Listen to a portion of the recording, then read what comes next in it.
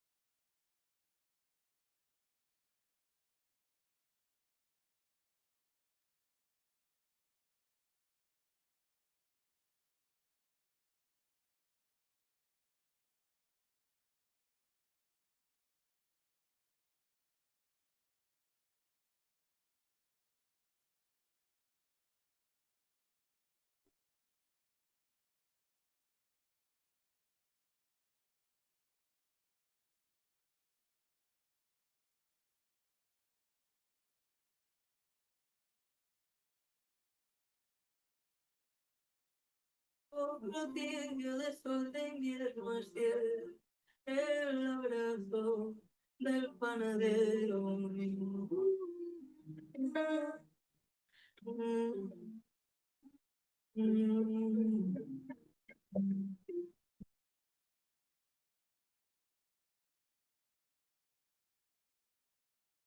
Ahí se oyó algo de sonido, Alejandro.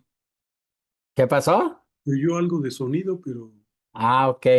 pero no sé. Es solo música. No, pero ya se paró. Ok.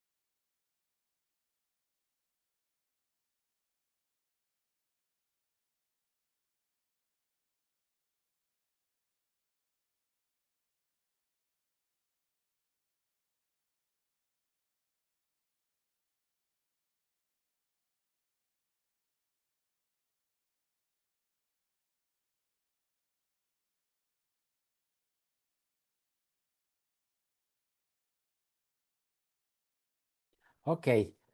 Bueno, entonces comentaba, voy a poner también algunos videos, fotografías también de lo que hemos realizado respecto también al tema. Bueno, hablar de la disrupción social en las ciudades se refiere a alteraciones significativas en las dinámicas sociales, económicas y espaciales que afectan la vida urbana. Los ejemplos que voy a poner pues tienen que ver también, sea tanto con el transporte público, con los asentamientos irregulares, temas, por ejemplo, como la gentrificación también. Entonces, como lo vemos en la pantalla, las causas comunes de la disrupción social pues tiene que ver también con la tecnología y automatización, ¿no? Estos cambios en el mercado laboral y la forma en la que las personas interactúan, provocando desplazamientos de empleos y transformación de servicios urbanos. En la segunda parte incluso voy a ser un poco provocatorio, me gustaría escuchar ustedes qué opinan de lo que voy a comentar, sobre todo se va a hablar un poco de los bloqueos, de lo que está sucediendo con la Ciudad de México, pero, por ejemplo, en esto de la tecnología y la automatización, híjole, pues yo creo que en todas nuestras universidades, uno de los temas que se está tomando mucho en, en los departamentos, en las direcciones, etcétera, hacia dónde vamos en la Academia de Arquitectura y de otras carreras, la famosa inteligencia artificial, ¿no? Es todo un tema. He platicado con colegas, algunos están muy dentro de este tema, otros no, pero a veces pareciera que como que si alguien no está dentro de esta línea, estaría fuera, ¿no? Yo tengo mis dudas, pero ahorita lo vamos a comentar. Lógicamente, las crisis económicas, la migración masiva puede desbordar la capacidad de servicios urbanos y generar tensiones culturales o sociales. En mi colonia ahorita, de hecho, hay un tema con la migración. De pronto, pues todos vamos así como decimos de no, comprendemos a nuestros hermanos que vienen de fuera, etcétera. Pero, por ejemplo, en la colonia que vivo cerca yo, la Nueva Santa María, desde hace tiempo ahorita hay un tema que había un terreno muy grande de un estacionamiento y iban a poner un lugar para la gente, para los migrantes. Y bueno, pues en 2, 3 días se armó aquí la organización, la armaron los vecinos y empezaron a decir que no querían, y total que están plantados ahí en el estacionamiento afuera las 24 horas por 24 horas. Esto es todo un tema, ¿no? Que podemos hablar de cómo se va desarrollando este tema de la migración, cosas a favor, cosas tal vez no, y esto no se vive solo en México, esto es en todo el mundo. El tema de la gentrificación también es una causa de la disrupción social, ¿no? No es un tema nuevo. Esto de las llegadas clases medias o altas, qué sucede con estos barrios tipo La Condesa, donde también ya se empieza a vivir, sobre todo mucho con este fenómeno de cuando entró Trump, muchos letreros se veían en La Condesa eh, pues si vienes aquí, respétanos, y si no, mejor vete, y algunos más fuertes. El cambio climático, y este va a ser el punto de sello que voy a tocar en la segunda parte, las protestas y movimientos sociales, que bueno, pueden expresar disconformidad ciudadana ante la exclusión, represión o desigualdad. Ok, bueno, dentro de los impactos negativos, la fragmentación social, denme chance nada más de cerrar mi ventana porque empezó a llover y está mojando. 2 segundos.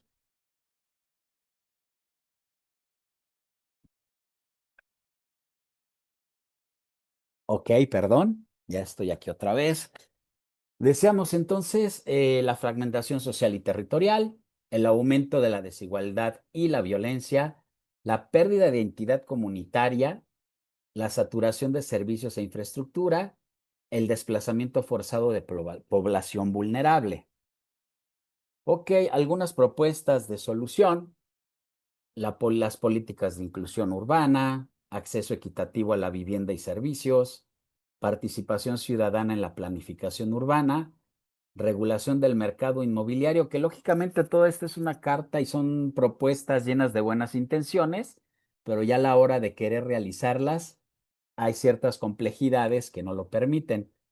fomento de la cohesión social mediante espacios públicos y programas comunitarios. Ok, aquí está de hecho esa fotografía que saqué en la Condesa y decía, ¿no? Por ejemplo, bienes que respeta a los locales y su cultura o vete. Y así hay una serie de pósters que podemos ver en la Condesa. Entonces sabemos muy bien que la gentrificación, pues es esta transformación y para mucha gente dice, bueno, activa la economía también para los usuarios, los que viven en ese lugar, que se mueven ahí, etcétera, pues se afecta tema de las rentas, el tema de los comercios, el tema de perder también la parte cultural que tenían, en fin, ¿no? Entonces, el proceso se observa en todo el mundo, en la Ciudad de México también, hay muchas colonias, decíamos, ya no es solo la Condesa, aquí cerca también pues está la San Rafael, la Santa María la Ribera, etcétera. Entonces, es un tema dentro de esta problemática. El tema de la crisis de vivienda asequible, el aumento de los precios de la vivienda y los alquileres han superado el crecimiento de los ingresos en muchas ciudades, dificultando el acceso a una vivienda digna para amplios sectores de la población. Y como dato, en Europa, bueno, alcaldes de ciudades como Barcelona y París han solicitado a la Unión Europea la creación de un fondo de 300.000 millones de euros anuales para abordar esta crisis habitacional. La segregación socioespacial, esto lo estudiamos mucho en las visitas que hacemos en el curso de análisis de sitio y otros cursos, donde vemos esta fotografía, pues está sacada desde el Mexicable, el de Catepec, la línea 2, y es curioso porque esta línea parte de Indios Verdes, que ya es pertenece a la Ciudad de México, y de ahí pasa a municipios como el de Tlanepantla, ya después hacia Ecatepec. Y es, en alguna creo adelante hay otras fotos donde se va a ver cómo hay incluso en un lugar un campo de golf, unas casas con un mejor poder adquisitivo, y del otro lado del Mexicable tenemos esto que estamos viendo de este lado.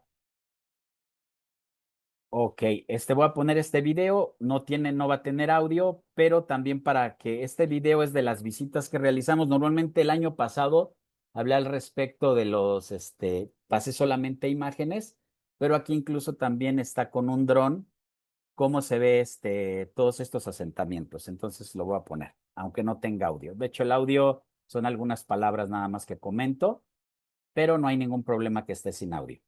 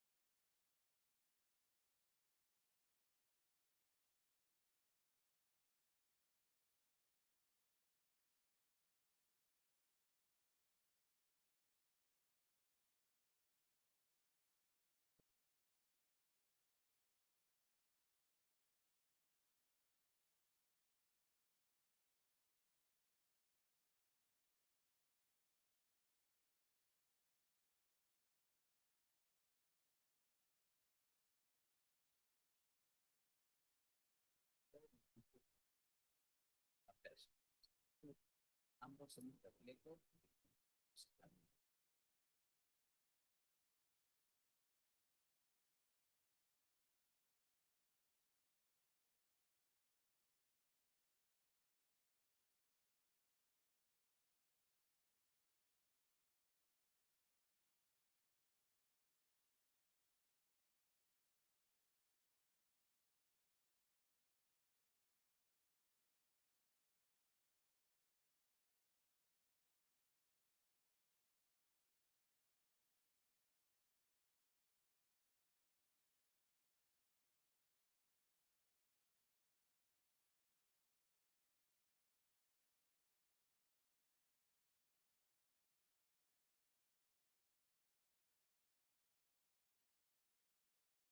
ciudad es un mapa de emociones, donde cada edificio guarda recuerdos y cada calle refleja las huellas de quienes la han recorrido.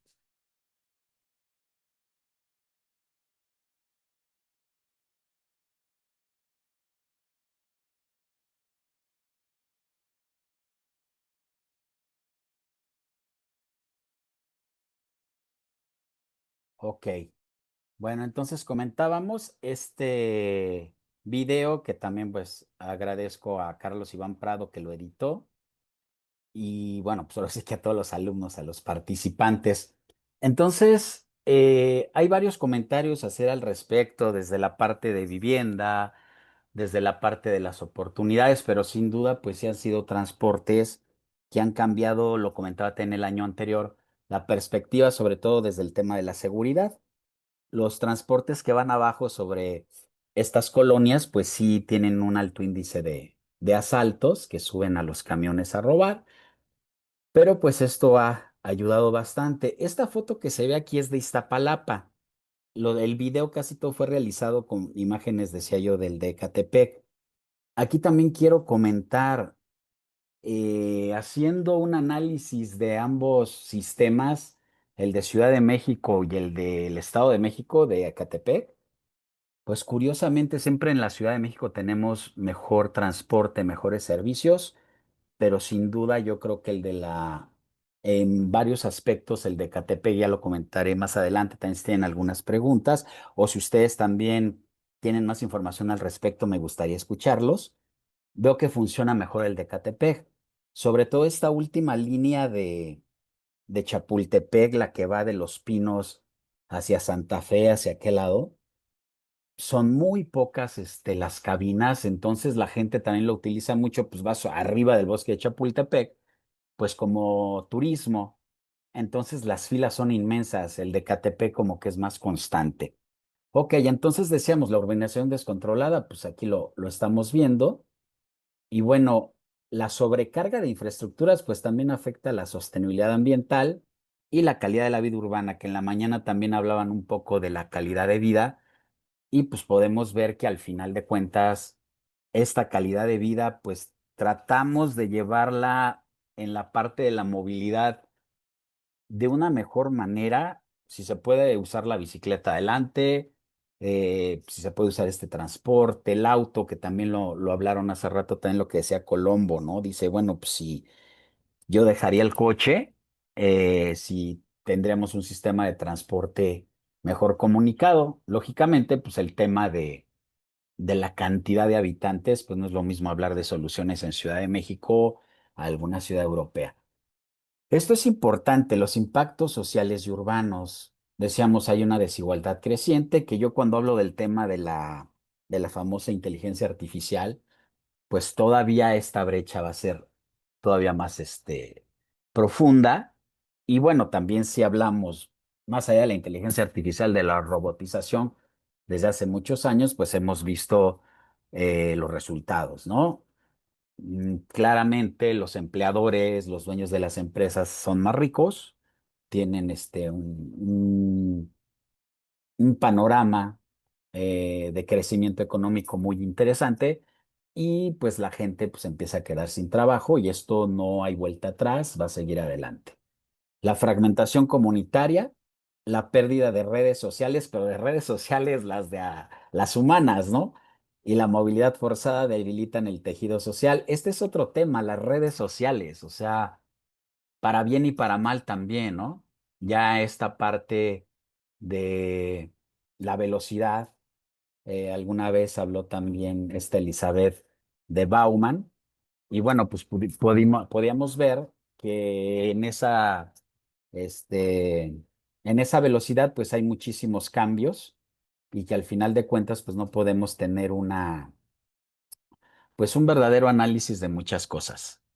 El deterioro ambiental es otro y el aumento de la inseguridad. Déjenme mover mi barra de este lado porque no me deja leer de este lado. Bien. Ok, ya está acá. El aumento de la inseguridad, la exclusión y la falta de oportunidades pueden derivar en mayores niveles de violencia y criminalidad. Permítanme porque Como que ya se detuvo esto, moví la barra y mm, como que se atoró. Aquí están. Ok, y bueno, estrategias y soluciones, la planificación urbana inclusiva, la inversión en vivienda asequible deseamos, el transporte público accesible y la participación ciudadana.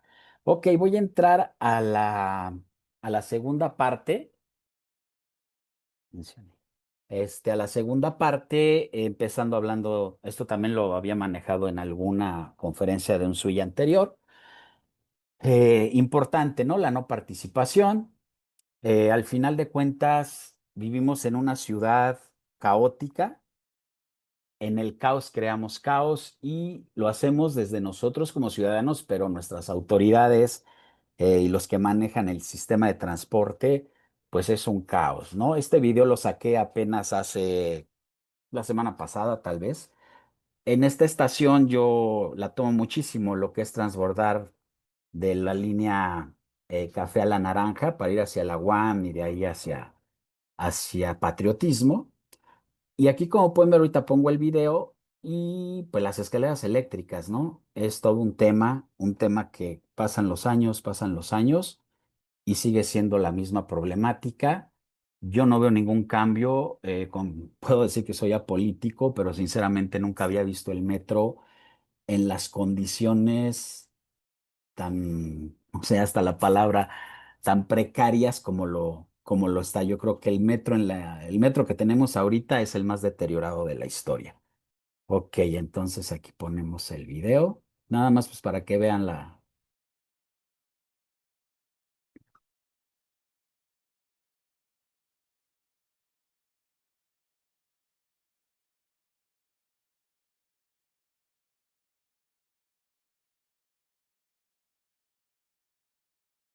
Ok, y así como vieron esta estación, hay muchas, yo regresando ahorita para poder integrarme con ustedes al seminario. Igual tomé el de la línea naranja, me bajé aquí en por Camarones y ese es el que está más profundo, ninguna escalera funcionaba. En la estación de refinería, yo casi me da un golpe de calor y ya no te, ya un infarto tal vez. Y imagínense gente mayor que yo que tenga un problema de discapacidad motriz, ¿no? Pero bueno, al final lo vemos, no sucede nada. Por eso ahorita que les decía que voy a tocar este otro tema de lo que viene siendo también en la disrupción, pues cómo las autoridades no cumplen también con lo que tienen que hacer, pero sobre todo también hay un tema muy fuerte ahorita que voy a poner, que casi nunca lo he visto, o que no se quiere tocar o que da miedo tocarlo, ¿no? Bueno, aquí yo puse también, según la página del metro, el 3% de las escaleras eléctricas del sistema no funcionan. Sea, es una vil mentira. O sea, yo uso el metro diario. Digo, no uso todas las líneas, pero seguramente yo sí me atrevería a decir que más de un 50% de las escaleras o no funcionan o no las prenden, porque también resulta que muchas veces un día va uno, la prendieron, luego la apagaron. ¿Cómo la prenden, cómo la apagan? No sé, pero sí es un tema muy fuerte. Y bueno, en una fotografía también que pongo aquí, quitaron vagones. Me queda claro, ¿no? Hay unas estaciones que se utilizan menos que otras, pero la cantidad de gente sigue siendo bastante, ¿no? Ok, el comercio, que también aquí hay un dato interesante. En el sexenio pasado, en la Ciudad de México, como que se había controlado algo el comercio. Ahora otra vez está comenzando a desatarse. Lo que viene siendo al lado de Bellas Artes, la Alameda es un gran mercado. Entonces, bueno, al final de cuentas, este tema que como se ha tocado en muchos UIs y mucha gente lo estudia, y ciertamente comienzo diciendo que no es un delito, para nada, no son delincuentes. El comercio es una fuente muy importante en la economía mexicana desde hace muchos años. El tema del orden es el que sí tendríamos que tratar de mejorarlo. Y bueno, dentro lo que decía aquí iba, ahorita tengo 25 minutos, todavía tengo tiempecito para seguir hablando. Eh, sí, son las autoridades, ¿no? Pero pues también es la ciudadanía, ¿no? Empieza todo desde los ciudadanos. Esta fotografía igual la saqué yo creo en la noche, como a las 10 de la noche de la semana pasada, en el Metro Hidalgo. Y bueno, pues se intentó poner estas flechas, estas señales en el suelo, con las flechas diciéndote dónde tienes que hacer la fila, ¿no? Para que quedes en las orillas de las puertas y primero permitas bajar antes de subir, pero pues viva México, o sea, así como que no hay respeto del todo en estas señales. Y también, digamos lo bueno, ¿no? Hay estaciones que pues las han arreglado respecto a la parte estética interior. Por ejemplo, esta es la de Velódromo. Lógico, yo fui en un día que era un domingo, no había tanta gente, pero existen estos cambios también. Son las menos, pero también se llega a hacer algunos trabajos para tratar de que tenga una mejora el metro. Y ya llegamos a la parte más ruda, una parte muy interesante. Muchos tienen una opinión a favor, otros en contra. Espero que al final de la plática expresen también su opinión. Bueno, rompiendo las reglas. Ok, el tema de las manifestaciones en la Ciudad de México, ¿no? Muchos datos, uno busca y vas a encontrar miles de datos, pero más allá de los datos que encuentres, yo creo que es lo que tú vives. Yo lo he platicado con alumnos, con colegas, y sí están las dos partes, quien está a favor, quien está en contra. Yo tengo mi opinión personal, pero al final de cuentas, pues vemos estos datos y te congelan. O sea, hubo más de 16,000 manifestaciones en la Ciudad de México en casi 5 años. ¿Por qué? Pues lógicamente es todo una cadenita.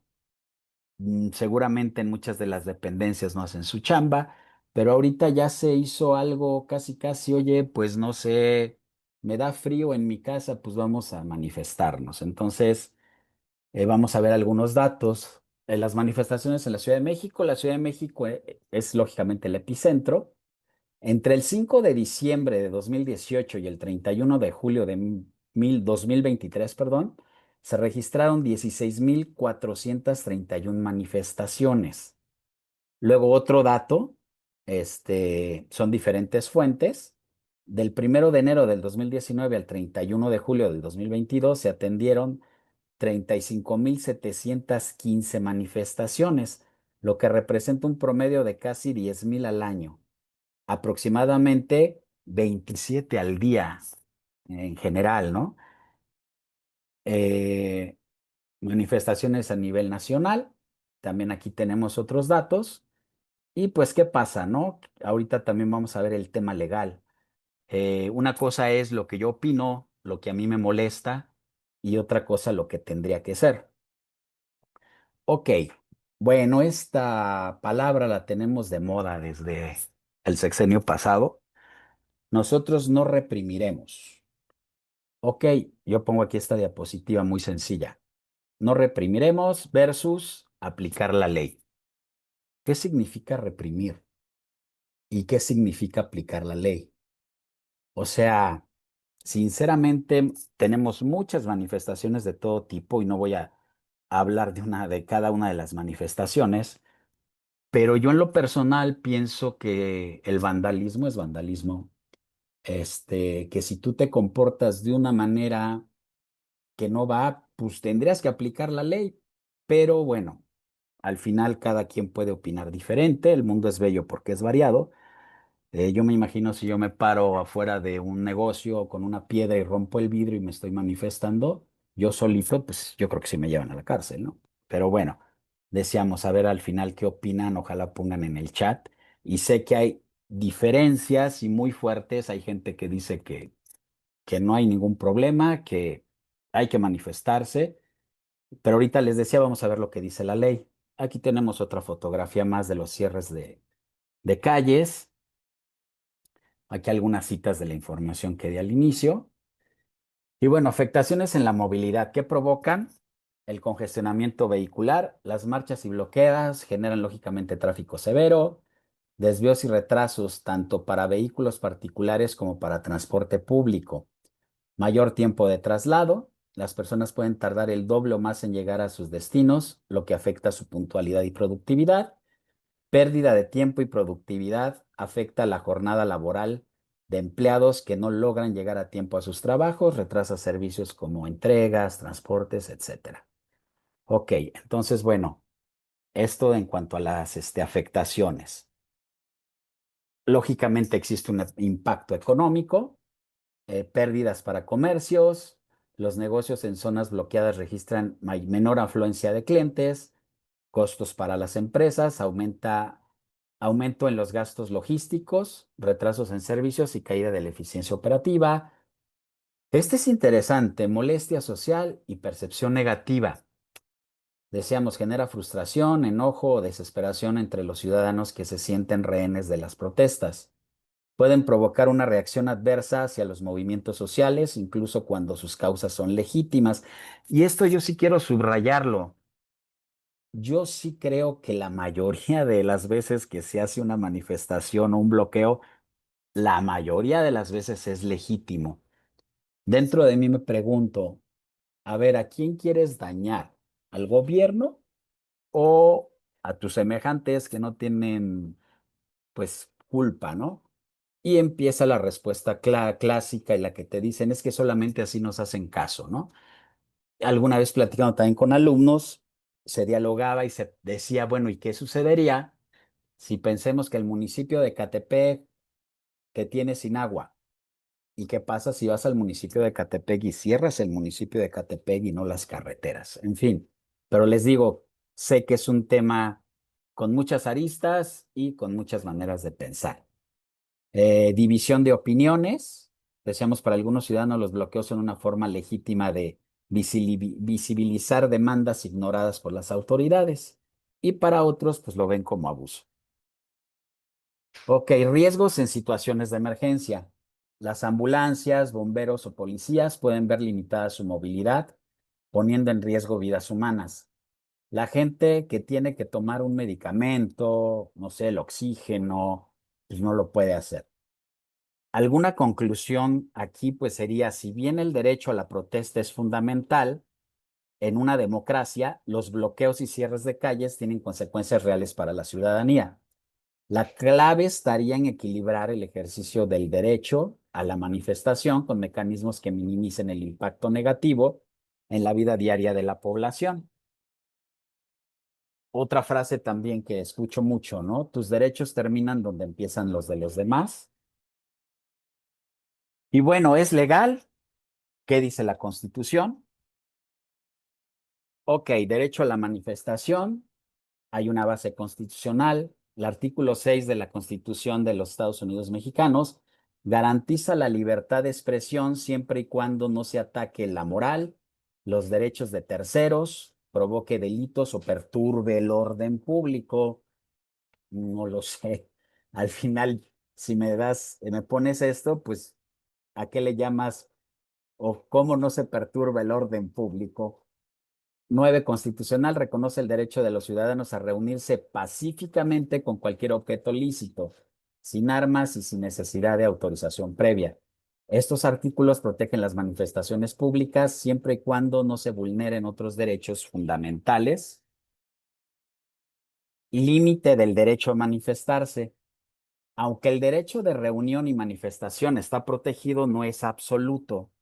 Cuando una protesta interrumpe servicios públicos esenciales o vulnera derechos como la movilidad, aquí es donde me pasó como la revista del Condorito, plop, me fui para atrás, porque bueno, el derecho a la movilidad, cuando tú bloqueas las vías de comunicación, pues ya no estás dejando, ya estás metiéndote dentro del derecho de la movilidad de los demás. La salud o el trabajo de otros ciudadanos pueden considerarse una violación de esos derechos. La Suprema Corte de Justicia de la Nación ha señalado que los derechos deben ejercerse de forma equilibrada y que los bloqueos indefinidos que afectan la movilidad o impiden el acceso a servicios pueden ser restringidos legalmente. Híjole, hemos tenido allá en Puebla el año pasado la carretera la cerraron y la gente se quedó estacionada por más de 24 horas. Fueron hasta 48 horas y ahí quedó. Otro tema interesante, no se mide con la misma vara, ¿no? O sea, de pronto hay gente a la que sí, pues no le niegan el derecho a la manifestación y a otros sí. La actuación de las autoridades deben garantizar la libertad de expresión y reunión, pero también tienen la obligación de proteger el orden público y los derechos de terceros. Las fuerzas de seguridad pueden intervenir si un bloqueo pone en riesgo la seguridad pública o impide servicios esenciales, aunque deben hacerlo de manera proporcional, legal y no violenta.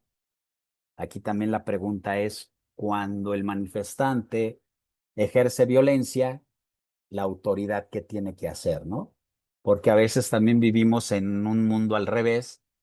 En México está sucediendo muchísimo que no hay un respeto a la autoridad. Me queda claro que hay autoridades abusivas, pero de pronto, no sé, algún policía en un centro comercial, los que roban los farderos que les llaman, que se llevan la mercancía, hasta golpean al policía, en fin. Y bueno, cierro en este último SUI, pues sí haciendo un reconocimiento. Primero, pues, Sergio, pues reconocer estos 20 años, que sin duda, pues ha sido un trabajo muy arduo, son 1000 vivencias. Agradecer, yo pues tuve la oportunidad de incorporarme al SUI, creo que fue desde el número 8. Agradecer a todos los compañeros, realmente como lo platicábamos muchas veces cuando lo hacíamos presencial, pues al final la riqueza del SUI, más allá de las ponencias, pues son las personas que lo integran, la convivencia que teníamos. Y bueno, pues sí, muchas gracias.